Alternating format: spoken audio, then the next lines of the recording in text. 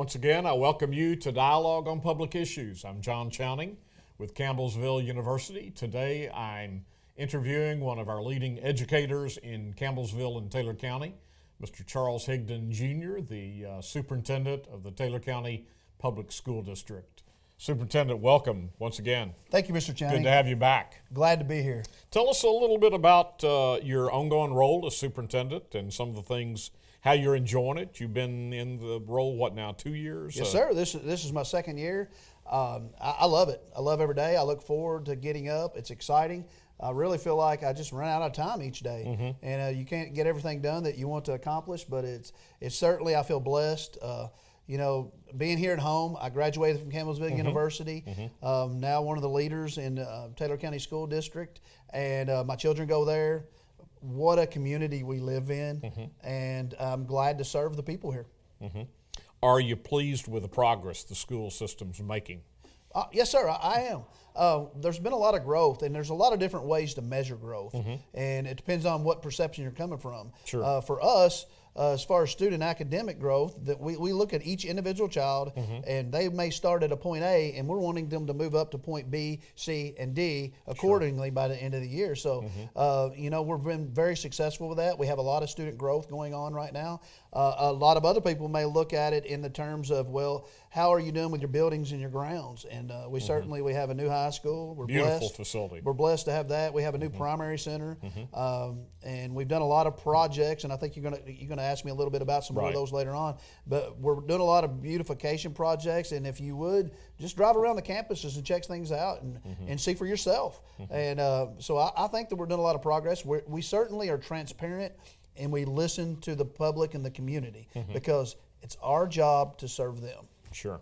Now, what's the current enrollment in the district? It's around 2,900. We hover usually around between 2,900 and 3,000 students. So it fluctuates throughout the year. Sure. We started the year up about 60, and some change throughout the year, move or do this or do that or other placements. And but we always seem to finish up somewhere around the number 2,900.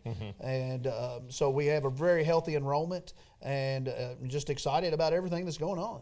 As we do this interview, we're well into the spring semester. What are some of the highlights of the spring semester in Taylor County schools? Well, I think academic accomplishments with the student growth, and and there's a new system out that we'll talk a little bit about later. We scored very well on the state academic standards, and that's probably not the parents' number one concern. Right. Their greatest concern is for the health and safety of their student. And I want to think that we've accomplished a lot there because that's our number one priority. And we've done a lot of adjustments to keep kids safer. And we have SROs in every school building to protect our students. And so I'd say that the safety would be the number one. The academic progress, we've had several of our academic teams and beta teams winning region or district or region or even state championships, going on to national. And then in athletics and extracurricular, our band finished again. They went to the state championships.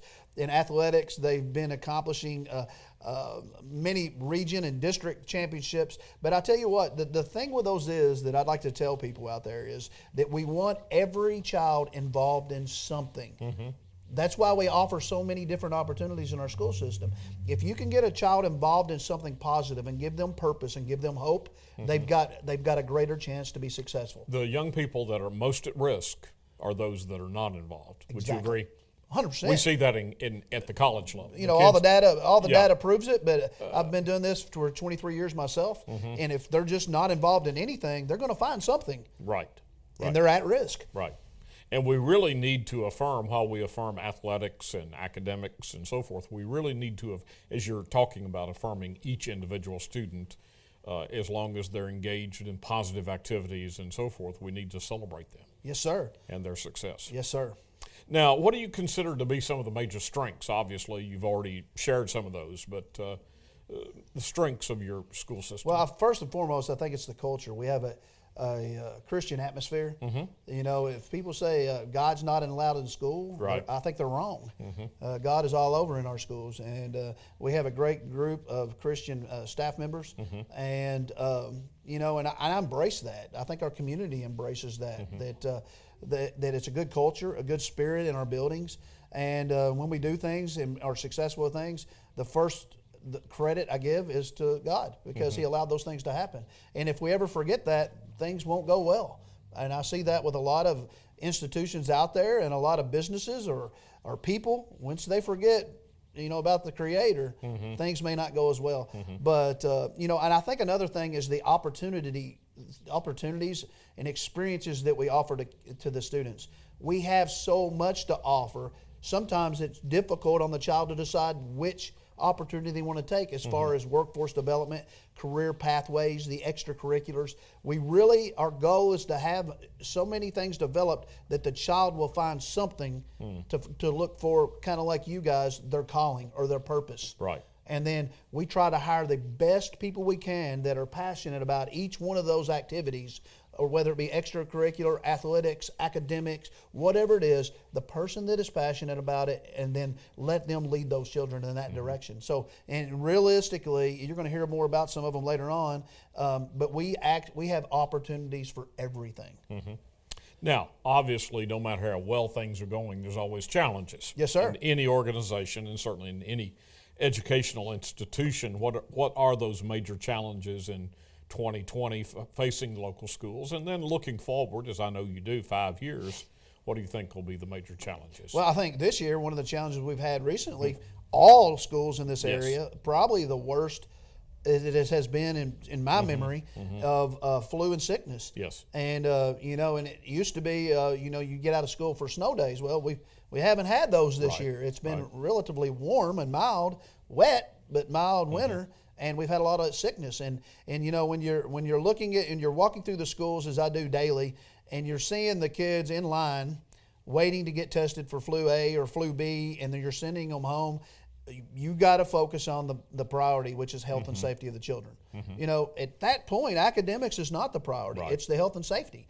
And so we had to call off a couple of times, as did other districts around. And but right now we feel like we're on the rise. The attendances went up greatly and quite a bit. And now we've got a great deal to make up that gap that they were out, and to help the students get the curriculum that they missed. But also a lot of other institutions face, it would be budget cuts and rise in you know, the pensions or the CERS, or cut in various areas, whether it be federally or statewide. And so it is a challenge. It's a balancing act for all educators and educational institutions to figure out what is the mainstay, what's the priority, what do we keep our focus on, and then what are some of the things we need to let go.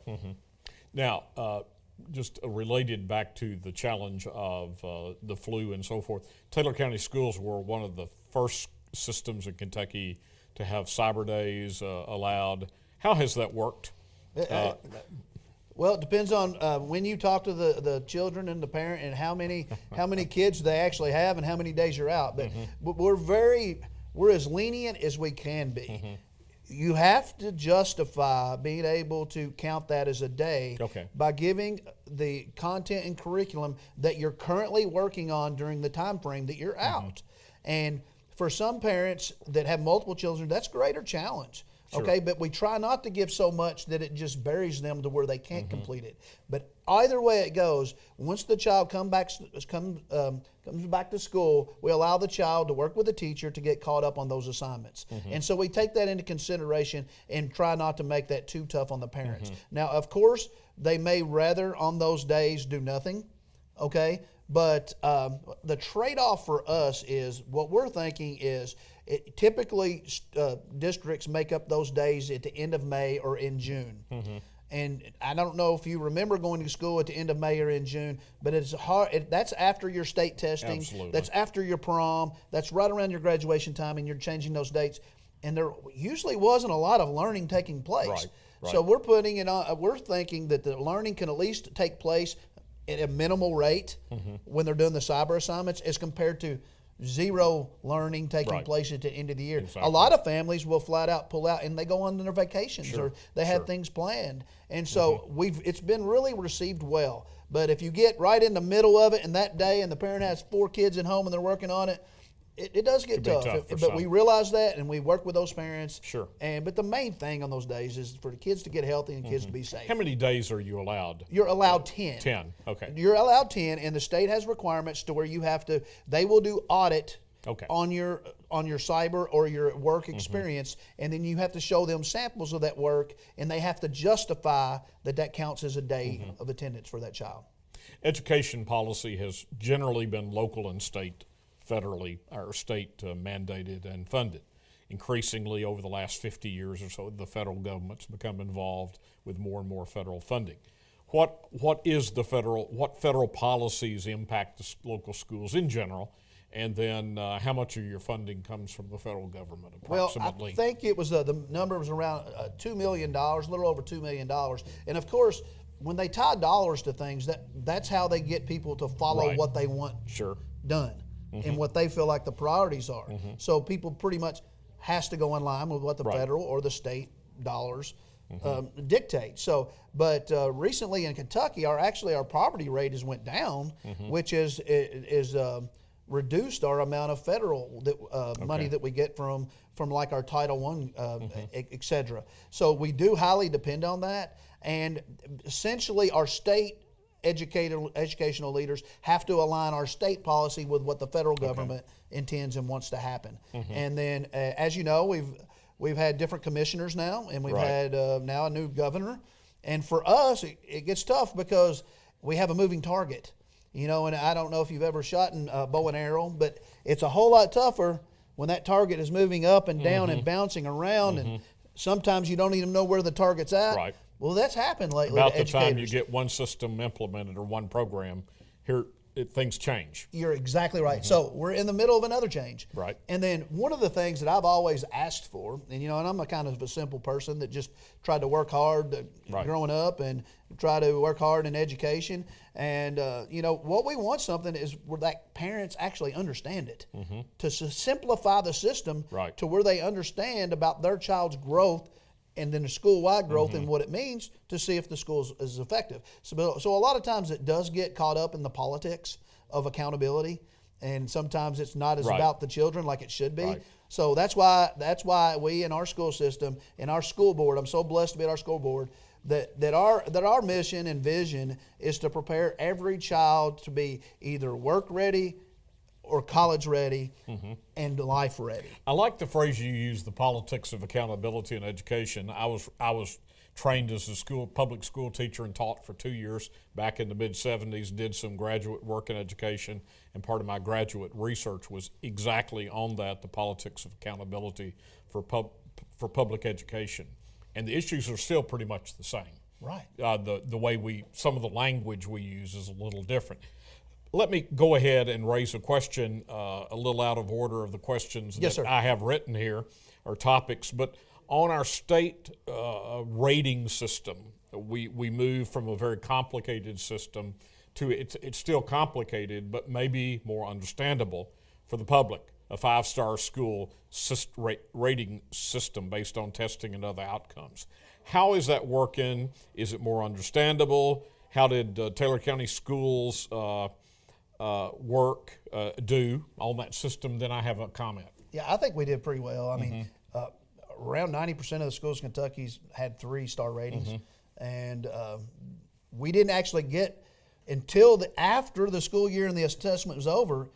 Then they told us what it took to get to a 3 or a 4 or a 5-star, a 1, 2, 3, 4, or 5. So we didn't even know Right. the target until after it was done, and then they set the target and gave everyone ratings. But we fared fairly well, just like all the other districts Right. All around the here. districts around this area Right, were but when you're basically talking 3. about, it seems simple to understand a 1, 2, 3, 4, or 5-star, but the dynamics and the algorithms it takes to get to that Right. is not simple. It's not just test scores. So I would challenge anyone. You can go out to the general public and ask them about the state accountability system and see if you can find one that understands it, Right. or knows how you get to a 1, 2, 3, 4, or 5-star.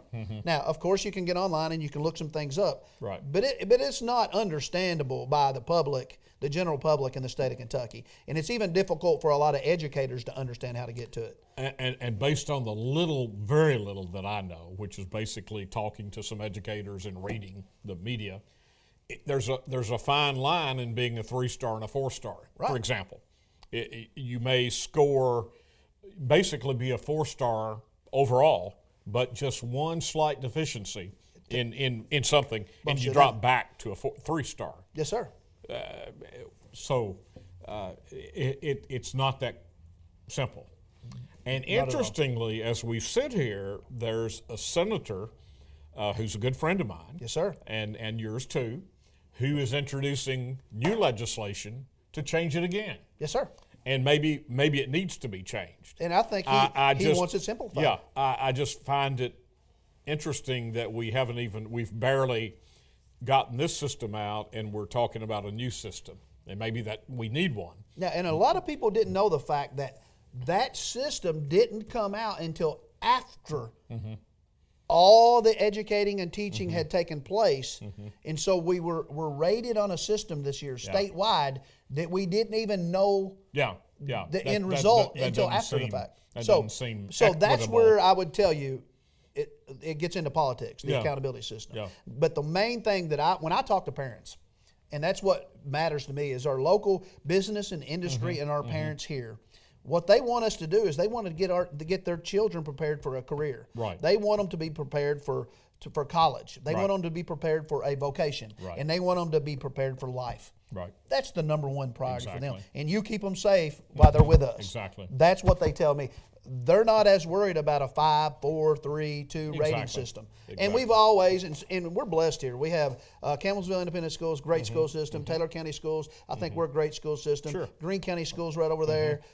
We've got the private school, Kentucky Christian School, right here in a university town. So we're blessed. Our children have opportunities. Have a good choice. Yes, We hear people talking about educational choice. In Campbellsville, at least, you have that. Yes, sir. And you're starting to see here now, and you're going to hear, and later on I get to speak at a chamber luncheon, and I'm going to talk about unification. And you're starting to see that around here, especially in the education system. So you'll hear a lot more about that. Yeah. We've touched on this, but let me ask this question. How do state policies impact the local schools, and how much of your funding comes from state funding? The bulk of our funding, and I would say a little over half of our funding comes from the state. Around $17 million and a couple $100,000 come from the state funding. And then you have your federal, then you have your state, and then you have your local. Right. Okay. And our state, what it does a lot of times, whether they cut it or not dictates whether we have to push back on local. Okay. So for the last several years, you'll see statewide that the state has been cutting educational funds, and it's been pushing the local leaders to have to make decisions to raise local tax rates, which it's not popular. I pay taxes. Sure. No one wants to raise taxes. Right. But no one wants their sons and their daughters and their nephews and their cousins losing their jobs either. So you're caught into that. So what do you do, and what programs? It's a huge process that intertwines between the federal, the state, and the local level with funding. Nobody wants anybody to have to pay more for their taxes. But we want to have enough programs to where we can successfully help each child grow and prepare them. What's the budget of Taylor County Schools approximately? Depending on whether a grant is in or out, which we've got a couple of new grants, around $30 million. Okay. And and it's been up to $32 million, down to $28 million, but right now we're around $30 million. Okay. Yeah, it's a huge budget. Right. And that brings how many employees? 400. Okay. We have a little over 400. We're probably maybe the third or fourth largest employer. Yeah, I was going to say in the top tier, again, of part of the economic engine of the county. Yes, sir. And that brings me, the mention of grants brings me to another question I wanted to bring out, a very positive thing that has happened. Partnership, and you were one of the key players in this, working with Campbellsville Independent Schools, Campbellsville University, Greene County Schools, Greene County Tech Center, securing a state-ready work grant a couple of years ago to renovate what we call the elementary school, Taylor County Elementary, that we really didn't. You tore down the old part of it. Yes, sir. The back part, the newer part, and then built some additional building to create what's now known as the Central Kentucky Career Academy. Yes, Give sir. us an update on that. Well, It's I'll very tell you- exciting. Well, first I have to commend our great friend Bam Carney. He was Indeed. instrumental He was. in helping He us get was. this grant Absolutely. locally, Absolutely. as well as Max Wise. Max Wise, both of them. And Hard Senator working. Gibbons from Greene County. And, it was quite extraordinary, the unification that's Yes. taken place with the Greene County, Taylor County school systems, the vocational school, because everything had stayed the same for the past 60 years as Right. far as Right. relationships and where things were located and our development processes. And then another great thing that took place is our city government Exactly. and our county government, the fiscal court, joined together to support us, Right. as well as the Industrial Foundation. So you brought a lot of players to the table that hadn't played ball together before, okay, unless it was against each other. So, and that's what it took to get this done. So everybody's heavily invested into this. Now, it is amazing down there, and I can't wait. I really expect to have a grand opening in April. Good. Now, we run out of time to get the front of it painted, but it already looks beautiful down there compared to the hole in the ground that we had for a long I time. love to see that CU banner on the front there as I pass by. That shows that partnership. It does. Investing in this area, and CU's right here, and I think CU is one of the greatest determinants of our economic development here in this community as well. Well, certainly for us and our Just partnerships. parenthetically insert that one of the positive things retrospectively that we did at CU that has proven to be a great benefit was launching the Tech Center 20 years ago. Yes, sir. And we didn't really realize when we did it The magnitude. the magnitude and the potential it has to do what it's doing now at places like the Central Kentucky And you know what Career Academy. I think this is that CU was ahead of the game on a lot of this vocational preparation as far as colleges and universities around. But we had this center and we had this vision and we put it together, and now CU has bought into this vision and partnering with us. So they're not having to build a $10 million facility to don't- do this. yeah. Okay, we have one right here in our backyard, so they've already started programs in that building. We have a welding program that we offer during the day to our students, Campbellsville students or Greene County students, which they have a welding program Right. at the vocational school. Our students can go to that one or this one, depending on numbers if they fill up, and they're both full. Okay, they're starting an after school, and then they also have after school welding. They're going to start an after school HVAC program here. We're starting a during the day HVAC program. They are at Greene County. We've started a LPN program CU has at our Career Academy. And it's right beside our SRNA classes and our phlebotomy classes that the school has there. And we have IT classes started there. We have a liquidation business that's an entrepreneurship and marketing business. I think that's one of the exciting innovations. It is. I want to invite anybody that hears this. You got to get. You have to get over there and see this. It works. So what you're going to be seeing, I feel like, starting in August, when all the programs develop and the ones that we add and the additional, we're going to bring in plumbing. We've talked about bringing in diesel mechanics and engineering, aviation, drone piloting, and all that partnering with all the districts and Campbellsville University. Right. And what you're going to see when you go by is the parking lot's full. Good. And we're already serving over almost 500 students or adults in those buildings right now already. So you're talking about a need for this area. And it was huge for all of our leaders and our politicians and everybody to get behind us to see this need. Right. And what this means is that people can stay home, stay right here. Our high school students can get this training. Yes, sir. And then even adults or those leaving high school can get this training right here at Yes, home. sir. One of the greatest barriers to workforce development and training is transportation. Right. Right. They couldn't get to E-Town or they couldn't get to Lexington or Louisville. Right. And so they had no access. Now it's right in the middle of the middle of It town. also raises the banner and the importance of other post-secondary career or training for career paths in addition to the traditional college. Yes, sir. This is not an either or. Yes, sir. I mean, for years everybody's got to go to college. Well, that paradigm is long since gone. Doesn't mean many should go to college. We want them to go to college, but there's a segment of the population that weren't going to college that need we need them to be engaged in gainful employment, gainful training, sir. and gainful employment to get them into the tax-paying economy. Yes, sir. And some of them will end up going to college, Yes, no sir. doubt. And you got it. And you're right. It used to be like seems like 70% were trying to go to college, and 30% were trying to take vocational or tech jobs. Right. It may have actually flipped. It may be a 30-70 need as far as what our workforce demands are saying that we need. Try to find a plumber. Try to find somebody to paint your house or put a roof on it. You know, so it is tough, but we're so glad for our community partners. You know, and that's one of the greatest things that we have going on in this area right now. Indeed. What other innovations, upgrades, improvements are you planning? I know you're not just satisfied and pleased with the Career Academy, the new campuses you have. You got some other things. Well, we knew this in the planning. Yes, sir. We knew this too. Okay, we have these new buildings. They're beautiful. They are.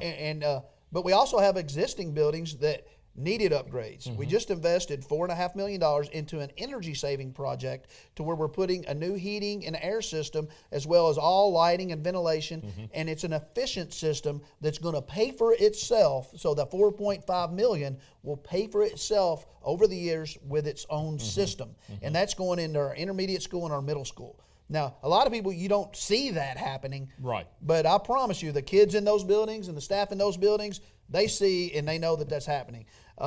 So we also we're building extracurricular fields. We have a turf project going on, and we're going to have turf on our band, soccer, football field. We're going to have turf on our baseball field and our softball field. And that's completely 100% going to be paid for by community partnerships and sponsorships, not taxpayer-funded money. So what a blessing for our community to get behind that. And then we're going to continue to grow the Central Kentucky Career Academy, and we're going to continue to upgrade our bus fleet. We've bought 4 buses a year now for 2 years. We're going to do it again next year. And, everything that we have, we're going to continue to work on upgrading and making it great for the kids and being innovative as possible, because we feel when companies, businesses, and families look at where they're going to come, where they're going to live, they're going to check out the education systems. And you continue to have some of the top students in the state in terms of academic achievement and the traditional going to top colleges and full rides at state colleges and private colleges like Campbellsville and so forth. Yeah, oh, yes, sir.